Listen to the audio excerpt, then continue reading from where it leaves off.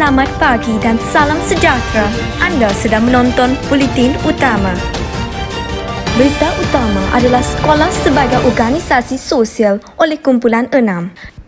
Dipersilakan Tan Jiawen untuk menerangkan maksud tajuk. Sebelum kami menerangkan tajuk kita dengan lebih lanjut, izinkan saya menerangkan tentang definisi terlebih dahulu. Sekolah bermaksud pusat intelektual, iaitu tempat belajar atau untuk mendapat ilmu secara formal. Seterusnya, institusi. Institusi bermaksud badan atau organisasi yang ditubuhkan untuk sesuatu tujuan tertentu. Sosial. Sosial bermaksud segala yang melibatkan masyarakat atau interaksi. Sekarang dipersilakan Joanne Philip untuk membentangkan dari segi aspek politik dan ekonomi. Dari segi politik dalam pendidikan, politik di sekolah biasanya dikaitkan dengan organisasi sesuatu pertubuhan.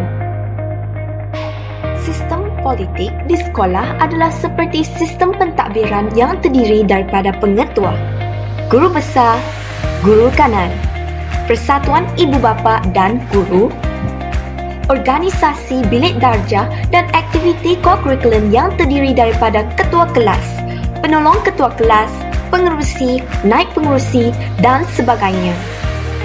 Yang pertama, mendidik sifat tanggungjawab. Contohnya, seorang pengetua memainkan peranan penting untuk mengambil tahu mengenai keadaan sekolah supaya tugasnya sebagai ketua dapat dilaksanakan dengan baik. Yang kedua, pembentukan disiplin, di mana apabila kita terlibat dalam politik sekolah, ini akan membantu mendisiplinkan diri kerana sebagai pemimpin, setiap perbuatan kita akan mendapat perhatian dan mungkin menjadi ikutan kepada orang lain. Peraturan serta jadual waktu dapat mendidik pelajar untuk berdisiplin. Ketiga, melatih sifat kepimpinan. Pengetua, guru disiplin serta guru dapat melatih diri mereka untuk mengawal situasi sukar dan membuat tindakan apabila berhadapan dengan kes-kes yang melibatkan pelajar sekolah. Manakala pelajar yang menjawat jawatan seperti ketua kelas atau pengurusi mampu menonjolkan bakat mereka dalam memimpin. Yang keempat, mewujudkan perasaan taat setia kepada pemimpin dan negara. Sambutan kemerdekaan yang diadakan di sekolah serta pembelajaran pendidikan sivik, moral dan sejarah banyak mendidik dan menanam semangat patriotisme dalam jiwa pelajar dan guru.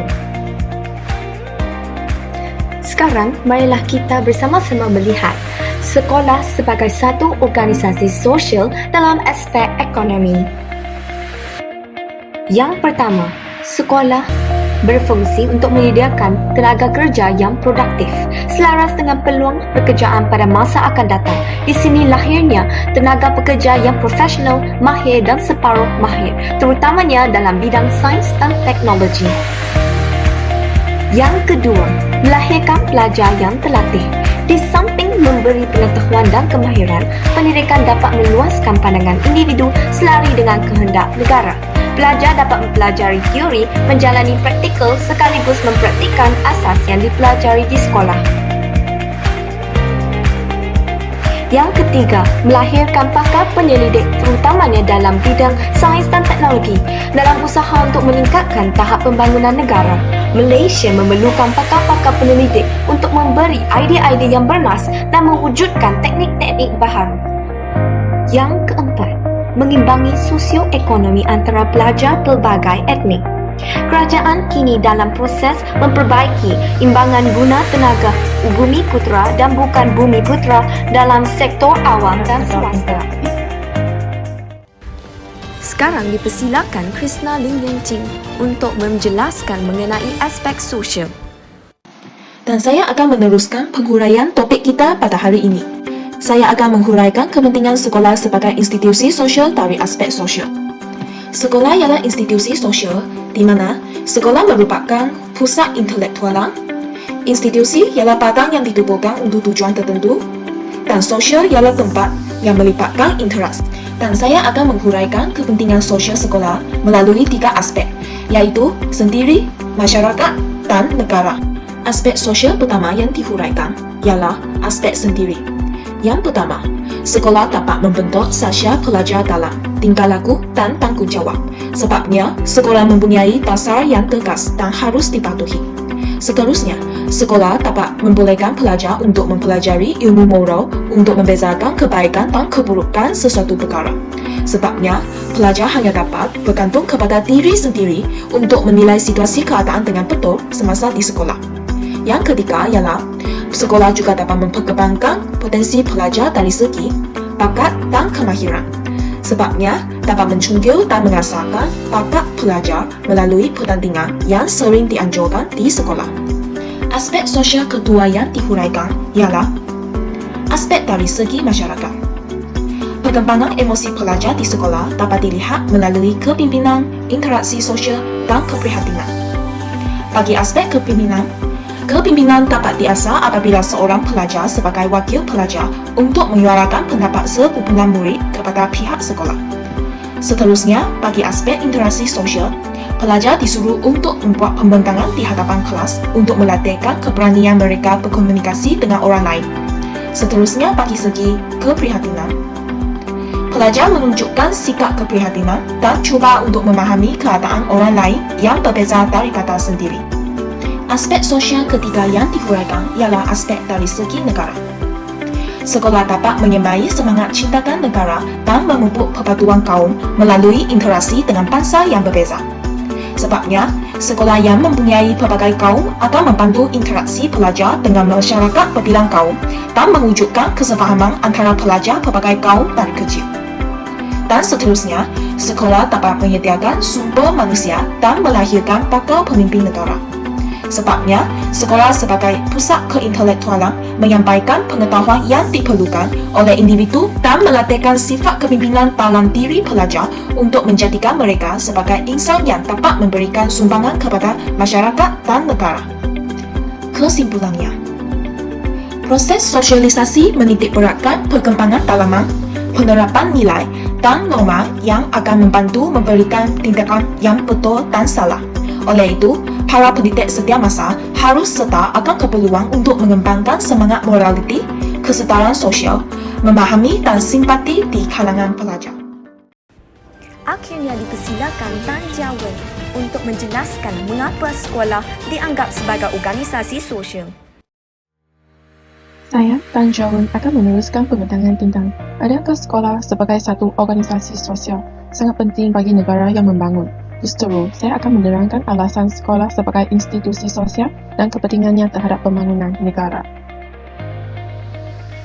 Pertama, sekolah sebagai sistem sosial. Sekolah merupakan tempat kita mula belajar secara formal. Di sekolah, kita belajar mengenai berbagai subjek pendidikan seperti bahasa, sains dan matematik, agama dan sebagainya. Kita turut belajar mengenai perkara yang berkaitan kehidupan kita dengan masyarakat luar. Hubungan ini dikenali sebagai sosial. Dengan ini, sekolah mampu membentuk masyarakat yang berilmu. Selain itu, kurikulum sekolah disusun berdasarkan falsafah pendidikan kebangsaan dan disusun untuk mewujudkan pendidikan nasional dengan memperhatikan tahap perkembangan pelajar. Hal ini sangat penting untuk membantu sekolah untuk melahirkan modal insan yang sempurna dan seimbang dari segi intelek, jasmani, rohani dan emosi. Seterusnya, sekolah merupakan tempat bergaul dengan berbagai kaum dan kelompok masyarakat. Dengan ini, pelajar dapat belajar mengenai cara berinteraksi dan berkomunikasi yang betul. Ini akan menggalakkan hubungan sosial antara satu sama lain. Di samping itu, kita dapat mengeratkan perpaduan dan menggalakkan integrasi nasional di negara kita. Seterusnya, keamanan negara dapat dikekalkan. Sekolah sebagai sistem sosial kerana ia menyediakan kemudahan pembelajaran yang komprehensif dan sesuai dengan perkembangan sistem pendidikan.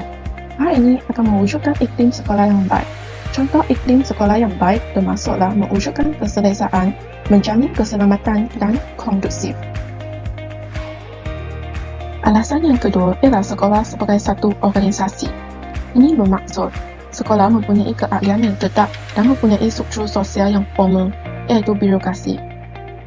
Antara birokrasi sekolah termasuklah sistem hierarki, peruntukan dasar, mempunyai peraturan dan prosedur, serta pembahagian kaki tangan dan anggota. Pertama, sekolah mempunyai kuasa secara hierarki, iaitu jemaah lembaga pengelola. Iaitu, sekolah berada di puncak, diikuti oleh pengetua, guru penolong kanan, guru-guru panitia dan guru-guru biasa. Seterusnya, sekolah mempunyai dasar yang tetap, iaitu sekolah mempunyai peraturan-peraturan dan prosedur-prosedur yang tertentu yang telah ditetapkan dan mesti dipatuhi. Oleh itu, pelajar-pelajar yang berdaftar di sekolah tidak akan melanggar peraturan yang ditetapkan. Sekiranya pelajar masih berdegil dan melanggar peraturan, maka hukuman akan dijatuhkan. Hukuman adalah untuk memberi pengajaran kepada pelajar agar tidak mengulangi kesalahan yang dilakukan. Selain itu, sekolah mempunyai tujuan yang jelas seperti meningkatkan ilmu pengetahuan, melengkapi murid dengan kemahiran, membentuk sasial murid dan mewujudkan perpaduan. Dengan adanya tujuan-tujuan ini, sekolah dapat melengkapi fungsinya sebagai institusi pendidikan. Selain itu, di sekolah terdapat juga anggota yang tetap. Contohnya terdapat kaki tangan atau lebih dikenali sebagai staf yang berperanan untuk menguruskan dan melicinkan pentadbiran sekolah. Selain itu, guru-guru diibaratkan sebagai pemerintah atau tenaga pengajar, sedangkan murid-murid sebagai pelaksana. Contohnya, apabila pihak sekolah ingin menganjurkan sesuatu aktiviti, guru boleh menyerahkan tugas tersebut kepada para pelajar dengan syarat menerangkan dan memberikan pincuk ajar yang sepatutnya kepada pelajar, manakala pelajar melaksanakannya dengan bimbingan guru. Hal ini akan melancarkan aktiviti sekolah. Seterusnya, saya akan menerangkan kepentingan fungsi sekolah sebagai organisasi. Antara kepentingannya termasuklah aktiviti organisasi dapat berjalan dengan lancar. Seterusnya, ia akan mempercepatkan pembangunan. Seterusnya, sekolah dapat mengenalkan dan melatih murid dengan sistem birokrasi dan mewujudkan insan yang mampu berkomunikasi dengan fleksibel.